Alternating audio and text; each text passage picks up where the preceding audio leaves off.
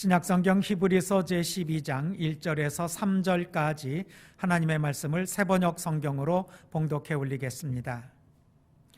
그러므로 이렇게 구름대와 같이 수많은 증인이 우리를 둘러싸고 있으니 우리도 갖가지 무거운 짐과 얽매는 죄를 벗어버리고 우리 앞에 놓인 다름질을 참으면서 달려갑시다. 믿음의 창시자여 완성자이신 예수를 바라봅시다. 그는 자기 앞에 놓여 있는 기쁨을 내다보면서 부끄러움을 마음에 두지 않으시고 십자가를 참으셨습니다. 그리하여 그는 하나님의 보좌 오른쪽에 앉으셨습니다. 자기에 대한 죄인들의 이러한 반항을 참아내신 분을 생각하십시오. 그리하면 여러분은 낙심하여 지치는 일이 없을 것입니다. 아멘. 먼저 본문을 조금 더 자세하게 살펴보고 이 본문을 그 속에 들어있는 이 말씀을 통해서 우리가 정말 알아야 될 주님의 마음은 뭔가 이런 측면에서 접근해 보려고 합니다. 그러므로 앞에 있는 일들이 쭉 이제 언급이 되게 됩니다. 히브리서 11장에는 따로 찾지 않아도 여러분들 마음속에 번뜩 뭐가 좀 떠오르시면 좋겠습니다. 성경의 어떤 부분들은 별명이 붙어 있다고 제가 말씀을 드렸습니다. 히브리서 11장에는 무슨 별명이 붙어 있을까요? 믿음장이라는 별명이 붙어 있습니다. 무슨 뭐 간장게장 이런 거 아닙니다. 믿음에 관한 가르침에서는 히브리서 11장이 가장 확실하고 그리고 정확하고 강조되어 있다라는 뜻입니다. 그래서 믿음에 관한 것은 히브리서 11장 이렇게 되어 있는 그 믿음에 관한 설명이 끝난 다음에 이렇게 설명을 듣고 깨달았다면 그것을 바탕으로 그러므로 이렇게 구름대와 같이 수많은 증인이 우리를 둘러싸고 있으니 여러분들이 믿음의 첫사람도 아니고 여러분들만 고생하는 거 아니고 여러분들의 앞에도 믿음으로 모든 고난을 이겨내고 서러운 것을 참고 힘든 것을 감당한 사람들이 있으니까 너 혼자 그러는 거 아니니까 그 뜻입니다. 한두 명도 아니고 표현이 이렇게 되어 있죠. 구름대와 같은 수많은 증인입니다. 얼마든지 있다는 거예요. 얼마든지. 여러분 한번 생각해 보시기 바랍니다. 2019년도 나는 정말 쉽게 지나갔다. 없죠. 유독히 나만 죽게 고생했다. 마음속으로 한번 손들어 보시기 바랍니다. 몇 명은 들었네. 여러분, 나만 죽게 고생하는 그런 건 없어요. 적어도 2019년도 12월 31일 지금 11시 55분쯤 됐는데 이 자리에 앉아 계시다는 거는 정말 죽게 고생하면 이 자리에 못 앉아 있어요. 정말 죽게 힘든 사람은 지금 이 시간도 죽게 힘들어요. 사람들 만나기도 싫고 어디 갈 수도 없고 자기 마음이 지옥인 상태로 그냥 비참하게 있는 사람들도 지금 얼마든지 많이 있습니다. 적어도 이 자리에서 예배를 드린다는 것만 해도 여러분들은 최악은 아닙니다. 예배를 드리기 때문에 최악이 아니라 아직 소망이 있고 바라보는 게 있고 더 중요한 거 간절해서 기도하는 사람이 있기 때문에 그렇습니다. 오늘 제 말씀을 계속해서 진행하면 그 중에 우리에게 힘이 되고 하나님께서 그걸 깨우쳐 주시는 핵심적인 포인트가 우리에게 전달되게 될 텐데 그때 확인하시기 바랍니다. 적어도 구름대 같은 수많은 증인, 지금 동시대의 사람들이 아니라 우리보다 앞섰던 사람들입니다. 먼저 하나님의 부르심을 받은 그런 구름대와 같은 수많은 증인들이 우리를 둘러싸고 있으니 우리도 갖가지 무거운 짐입니다. 무거운 짐, 우리를 힘들게 만드는 거, 나를 지치게 만드는 거. 3절 마지막에 보면은 낙심하여 지치는 일이 없을 것입니다 라는 얘기가 나오는 걸 보면 지금 막 낙심이 되고 지치는 일들이 있다라는 거죠. 그게 갖가지 무거운 짐입니다. 우리를 지치게 만드는 갖가지 무거운 짐과 얽매는 죄를 벗어버리고. 짐은 그냥 오지는 않습니다. 신앙적으로 볼 때 모든 짐의 근원은 죄와 상관이 있습니다. 물론 그 죄가 내가 지은 죄만은 아닙니다. 남의 지은 죄 때문에 나도 지칠 것과 같은 그런 짐이 나한테 걸리는 것도 있어요. 애가 저질러 놓은 잘못 때문에 부모가 힘들기도 하고 남편이 저질러 놓은 어리석은 일 때문에 아내가 지치기도 하고 아내들은 사고 안 치나요? 아내들이 어리석은 짓을 하면 남편이 그걸 뒷감당을 하느라고 지치고 힘들고 피곤해지고 그렇습니다. 갖가지 무거운 짐까지는 이해가 되지만 얽매이는 죄를 이해하실 때는 그 점을 보셔야 됩니다. 그 중에는 내가 원인이 된 죄도 있지만 나와 관계된 사람이 원인이 되는 죄도 얼마든지 있기 때문에 결과적으로 우리가 지는 모든 무거운 짐, 지치게 만들고 피곤하게 만드는 일들의 근본을 따지고 들어가 보면 거기에는 죄라는 것이 있습니다. 이걸 벗어버리고입니다. 이걸 벗어버리고 벗는 방법은 오늘 설명을 드리진 않습니다. 설교를 통해서 꾸준히 우리에게 있는 죄짐을 어떻게 벗는가라는 것에 대해서는 꾸준히 말씀드려 왔기 때문에 그 방법은 또 그것에 해당되는 그런 본문과 맞닥뜨릴 때에 설명을 드리겠습니다. 그거를 해결을 해야 돼요. 일단 죄 문제를 해결을 해야 하고 우리 앞에 놓인 다름질을 참으면서 달려갑시다. 마라톤 선수들도 달릴 때는 힘들어요. 오늘 그 저녁 이 예배 드리기 전에 막 운동을 마치고 왔어요. 전 운동을 시작하면 한 10km에서 12km 정도를 뜁니다. 그런 지가 꽤 오래됐어요. 오랫동안 뛰었으니까 한 10km쯤 뛰는 거 뭐 별로 힘 안 들겠지요. 뭐 수십 년 동안 달려왔는데 아닙니다. 힘들어요. 지난주에 말씀을 드렸지만 엄마도 힘들어요. 엄마는 무슨 슈퍼맨이라고 그냥 이 일도 저 일도 하면서 아무렇지도 않고 엄마도 힘들어요. 엄마도 힘들지만 왜 그걸 한다고 그랬어요? 자기가 지켜야 되는 소중한 사람이 있으니까 일찍 일어나서 준비하고 애쓰고 수고한다는 거지요. 시간 됐어요. 일어나세요. 모든 사람을 다 만나셔서 새해 인사하시기 바랍니다. 새해 인사하세요. 예수님도 힘들어요. 예수님 슈퍼맨이라서 십자가 져도 끄떡없는 거 아닙니다. 매 맞고 그래서 십자가 지고 가다가 지쳐서 십자가 대신 져주는 사람 있는 거 아시죠? 구레네에서 온 시몬이라는 사람이 그래서 이제 그 십자가를 이제 지다가 쓰러지고 또 채찍질 해도 또 감당을 못하고 자꾸 쓰러지니까 이제 그걸 지워서 가게 되는 그런 것입니다. 지난주 말씀을 조금 마음속에 깊이 담아 두셨었으면 참 좋겠습니다. 좀 잊어버리지 마시기 바랍니다. 젊은 사람들 특히 그랬으면 좋겠습니다. 우리를 위해서 애쓰는 사람들은 힘이 세서 그런 게 아닙니다. 안 아파서 그런 것도 아니고 안 피곤해서 그런 것도 아닙니다. 어디서 힘이 나오냐면 사랑하는 사람을 지키기 위해서 힘이 나오는 겁니다. 본문 그 2절도 히브리서 12장 2절 말씀도 그 이야기입니다. 믿음의 창시자요 완성자이신 예수를 바라봅시다. 그는 자기 앞에 놓여있는 기쁨을 내다보고서 이 기쁨이 어떤 기쁨일까요? 예수님 앞에 있는 기쁨이 어떤 기쁨입니까? 어떤 기쁨이길래 부끄러움을 마음에 두지 않으시고 그렇죠? 사랑하는 사람들이 죄짐에서 벗어날 것을 바라보는 기쁨이에요. 엄마들이 새벽밥 하는 기쁨이 뭡니까? 애가 이 도시락 먹으면서 학교 공부 잘 감당해서 자기 소질, 자기가 뭔가 가장 자신에게 어울리는 기회를 얻어내는데 그 진학하는 데 도움이 될 걸 생각하니까 새벽에 일어나서 도시락을 싸도 피곤하지요. 그래도 이기는 그 기쁨이 거기 있다는 뜻입니다.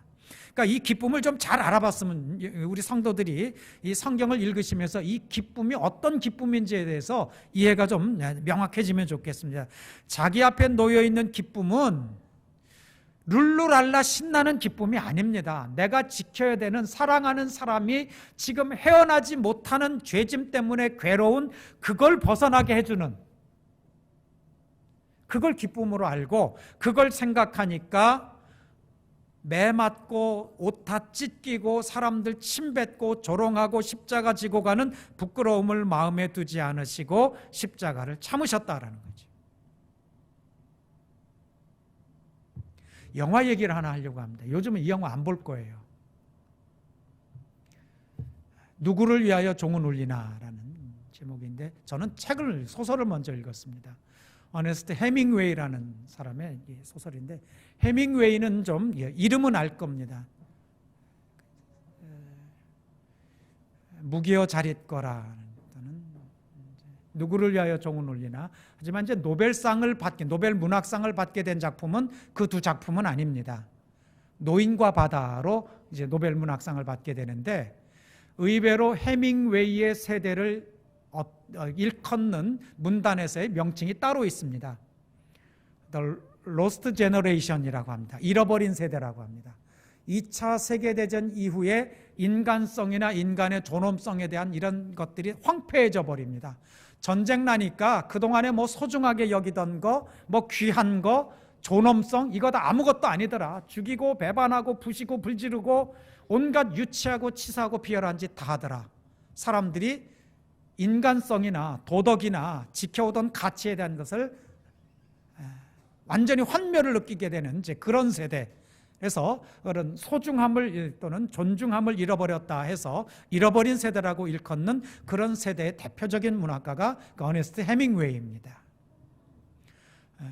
그 작품 중에 누구를 위하여 종은 울리나라는 작품이 있어요. 그걸 뭐 다 설명할 마음은 없고,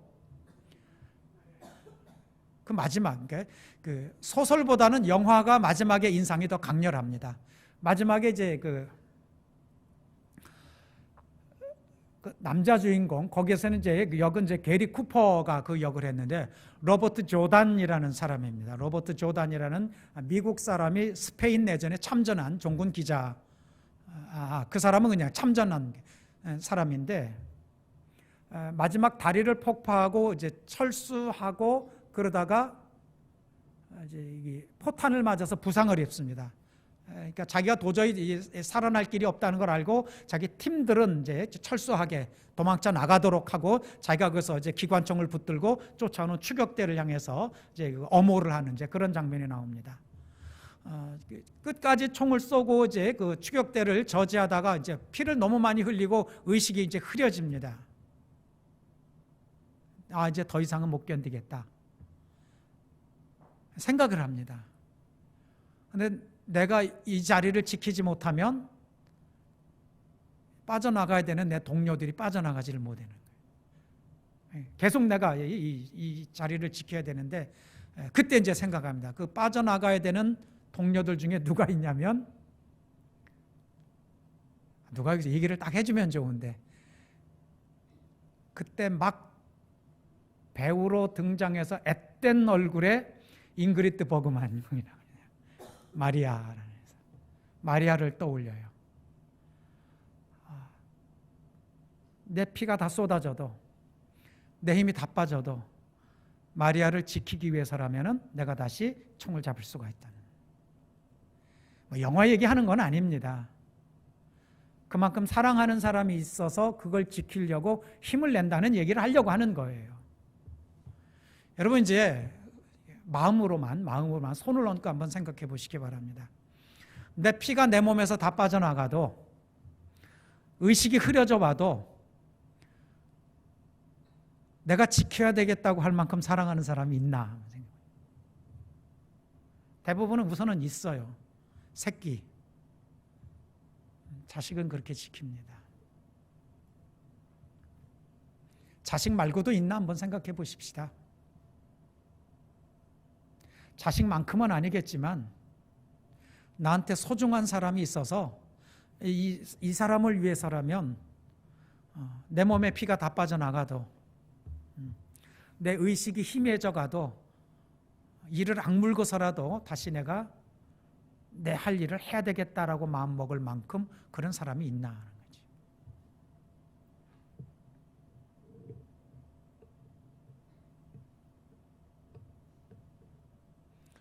있으면 성공하신 거예요. 그런 막 가슴이 뭉클뭉클해지는 사랑을 안고 살고 있으면 그 인생은 이미 성공한 인생입니다. 부모라도 자식 그렇게 사랑하지 않는 사람 많습니다. 남편이라도 아내 그만큼 사랑하지 않는 사람도 많습니다. 아내라도 남편 그만큼 소중하게 여기지 않는 부부 얼마든지 많이 있습니다.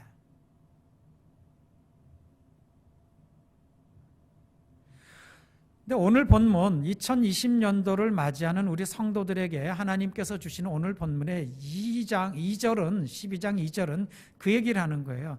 자기 앞에 놓여 있는 기쁨을 내다보고서 자기가 사랑하는 사람이 그 슬픔과 지치는 것, 낙심하고 막 죽고 싶을 막 그런 고통 속에 있는 걸 건져주기 위해서라면은 차라리 내가 죽어도, 내가 피를 흘려도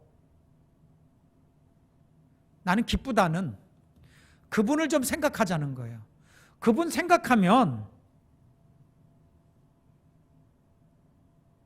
그분 조금이라도 생각하면 여러분은 낙심하여 지치는 일이 없을 것입니다.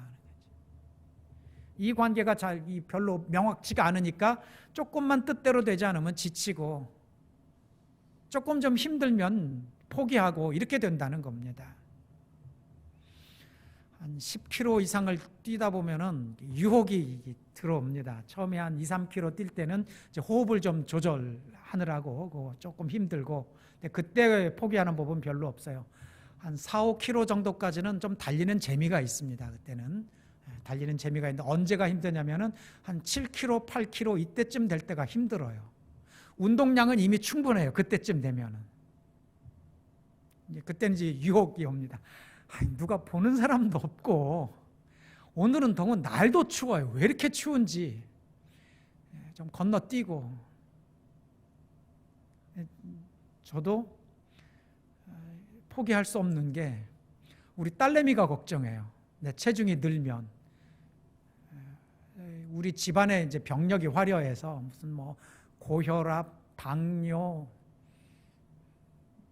암도 있고, 우리 아버지는 암도 걸리셨었고, 하여튼 무슨 대사성 증후군은 다 있어요. 우리 집안에. 저만 없어요. 형도 벌써 이미 다 뭐 인슐린 주사 맞고 혈압약 먹고 있고, 여동생들도 지금 그러고 있어요. 나보다 나이도 어린데 저만 멀쩡해. 제가 제 체중이나 심혈관계 이 건강을 유지하지 못하면 누가 걱정하냐면 딸내미가 걱정해요.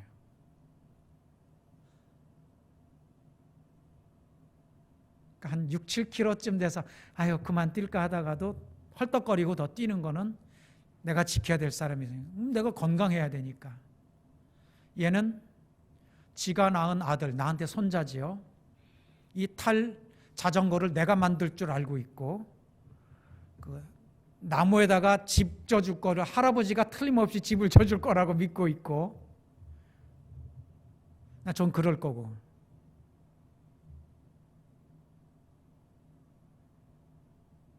저한테는 제가 지켜야 될 사람이 있습니다.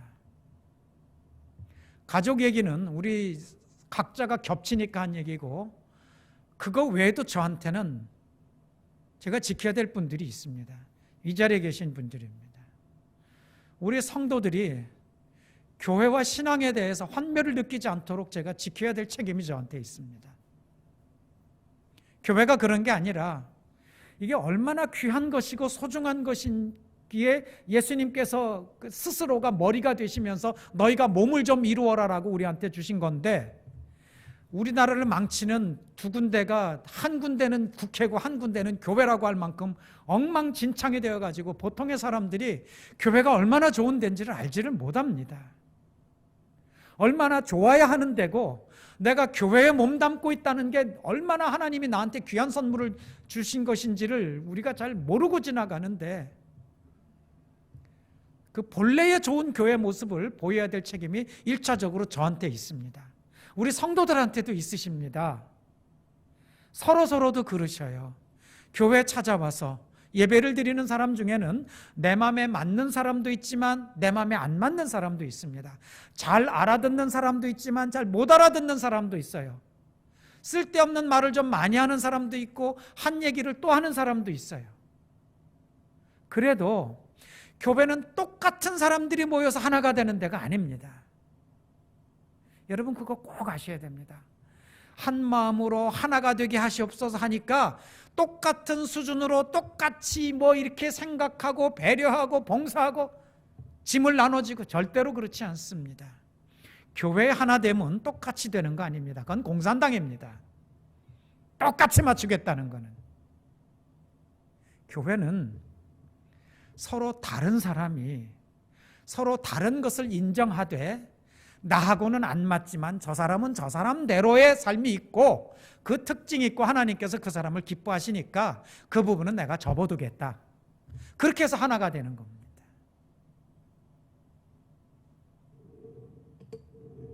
그 모습을 보여야 되는 거죠. 맨날 쓸데없는 소리나 하고 안 어울리고 그거 아닙니다. 어느 한 분도 소중하지 않은 분이 없습니다.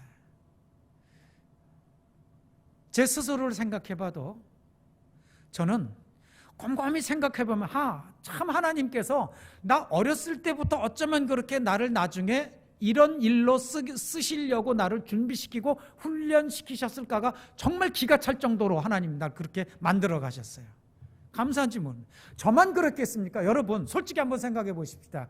여러분보다 제가 더 소중합니까? 저만 특별합니까? 저만 잘났나요? 하나님한테 무슨 사랑을 독차지하고 있습니까? 저만? 아닙니다. 여기 계신 분들 한 분 한 분 다 소중하고 다 특별한 계획 속에서 갈무리하고 있으셔요. 생각해보면 그냥 입에 발린 소리가 아니라 이거 얘기하면 잘난 척이 될 것 같아서 참 조심스럽긴 하지만 하나하나 저 참 멍청한 사람이었거든요. 기억력만 좋고 시험 보는 방법만 좀 알아서 성적은 공부는 잘했지만 초등학교 2학년 때인가 2살 아래인 여동생이 크리스마스 선물로 소꿉장난하는 세트를 받은 게 있었어요. 그 안에 어떤 게 있냐면 플라스틱으로 된 솥단지가 있었어요.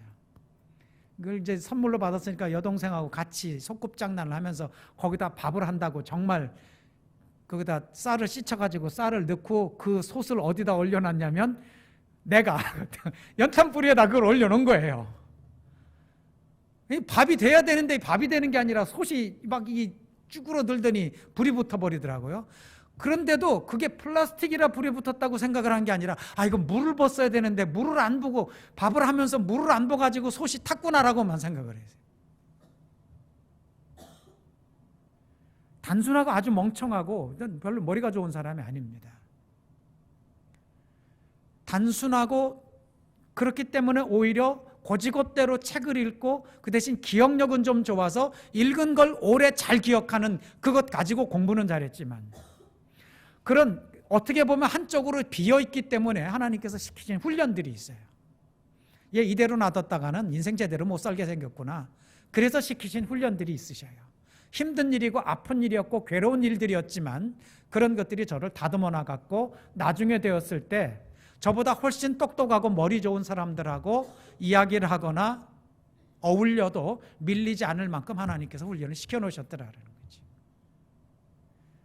여러분, 저는 그게 감사합니다. 그런 애를, 여러 가지가 부족한 애를 잘 사랑으로 그리고 그 지식이나 여러 가지 감성으로 그리고 배려해 줄 수 있는 어머니, 의지와 신앙을 가르쳐 주신 아버지가 뭐 더할 나위 없는 선물인데 그건 뭐 다른 분들과 비교해도 제가 좀 유난히 좀 혜택을 받은 편이긴 한데 여러분들은 안 그러세요? 그러면 다 험하게만 사셨습니까? 아무런 배려 없이 혜택 없이 타고난 소질도 없이 안 그렇습니다. 하나님은 그런 하나님 아니셔요. 모르실 뿐이지요. 내가 어떤 혜택을 받고 있고 나 안에 어떤 내가 잘할 수 있는 그런 소중한 남에게 없는 게 있는지를 아직도 발견 못하신 분도 많습니다. 하나님이 그 부분을 안타까워하시죠. 내가 사랑하는.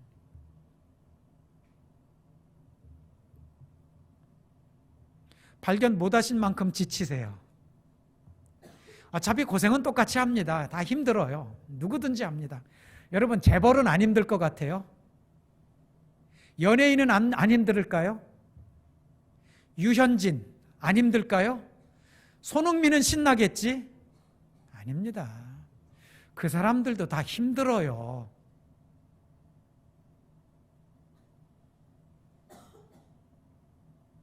몇 년 전에 제가 설교에 인용을 했었지 않습니까? 그때 대학교에 처음 입학하고 무슨 인터뷰하고 그럴 때인데 걔 인터뷰하는 걸 보고 그 같은 학교 여학생이 나는 쟤로 하루만 살아봤으면 당장 죽어도 원이 없겠다. 누구 얘기입니까? 그게 구하라예요, 구하라. 구하라가 어디 하여튼 뭐 저쪽 그 여자 대학교에 입학하고 신입생 오리엔테이션 하고 그랬을 때 그 자리에 같이 있었던 그 같은 신입생 중에 여학생 하나가 나는 쟤로 딱 하루만 살았으면 그 다음날 죽어도 난 원이 없겠다고. 행복한가요, 근데? 아니죠. 여러분, 각자는 각자가 져야 되는 십자가, 이 얘기는 진부하니까 허영만이라는 허영만인가요? 이현생가 만화가가 한 말이 나는 훨씬 더 이해는 쉬운 것 같아요. 사람은 누구나 자기의 지옥 속에서 살고 있다. 사람은 누구나 자기의 지옥 속에서 살고 있대요. 다른 분은 그렇게 얘기를 했어요. 감옥과 수도원의 차이는, 이제 머릿속으로 생각해 보시기 바랍니다. 한쪽에 감옥이 있고 감옥 생활하는 죄수들이 있어요. 한쪽에 수도원이 있고 수도하는 수녀들이나 수사들이 있어요. 감옥과 수녀원의 차이는 끊임없이 불평하느냐 끊임없이 감사하느냐에 밖에 없다. 감옥에 갇혀 있는 죄수들이 더 편합니다. 수도원에 사는 수녀나 수사들은 아주 고된 노동하고 먹는 것도 감옥에 있는 사람보다 더 못 먹습니다. 입는 것도 더 못 입고, 그런데 그분들은 제대로 바깥에 나가지도 못해요. 외출도 못하고 똑같습니다. 그런데 그분들은 끊임없이 자신의 삶에서 감사한 것을 찾아내면서 살고 있고, 감옥에 있는 사람들은 끊임없이 불평합니다. 나보다 더 못된 인간들 밖에서 떵떵거리고 사는데 나만 재수 없어서 감옥 생활하고 있다고. 그러니 괴롭고 시간 죽이고 있고. 2019년도를 감옥 속에서 보내셨습니까? 수도원 속에서 보내셨습니까? 감옥 속에 있었던 시간 꽤 많죠?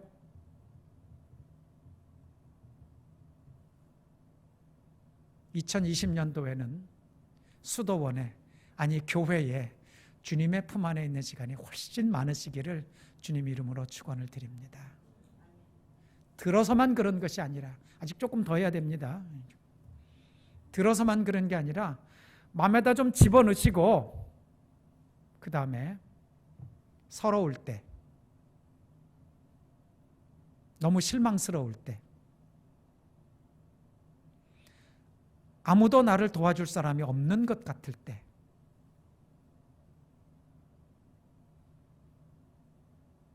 그러면 이제 감옥입니다. 거기서 벗어나는 방법으로 감옥과 수도원의 차이를 한번 떠올려서 기억할 수 있으시기 바랍니다. 감옥에 갇혀 있을 때는 사랑하는 사람이 없거나 사랑한 사람도 떠오르지 않을 때입니다. 수도원에 있을 때는, 교회에 있을 때는, 주님의 품 안에 있을 때는 사랑하는 사람이 보이는 때입니다.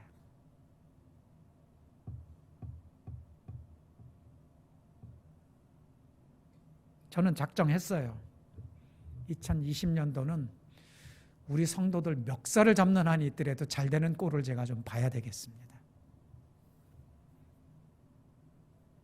안 되면 막 멱살을 잡고 흔들어서라도 좀 잘 되라고 막 등짝을 후려 패서라도 그만큼 힘든 시간을 견뎠으면, 그만큼 속상한 시간을 눈물로 보냈으면 이제는 좀 되찾고 회복하고 잘 돼야 될 거 아니냐고. 왜 당신도 슬프고 나를 괴롭게 만들고 당신을 사랑하는 사람들을 힘들게 만드냐고 등짝을 한 번씩 후려 패줄 겁니다. 가급적 봄 되기 전에 한 대씩 후려 맞으시고 봄 지나서부터는 맞는 분 없으시기 바랍니다.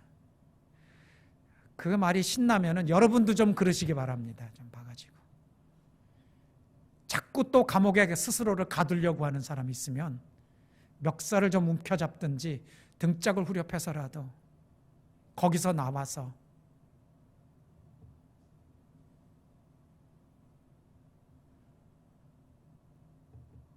우리를 위하고 우리를 사랑하는 사람을 위해서 그 기쁨을 바라보고 세속적인 것에 지지 말고 세상을 이기는 하나님 마음에 꼭 드는 그야말로 들꽃 닮은 들꽃처럼 피어나는 모든 분들이 되시기를 주님 이름으로 축원을 드립니다. 기도하겠습니다. 하나님 꼭 좀 도와주시기를 원합니다.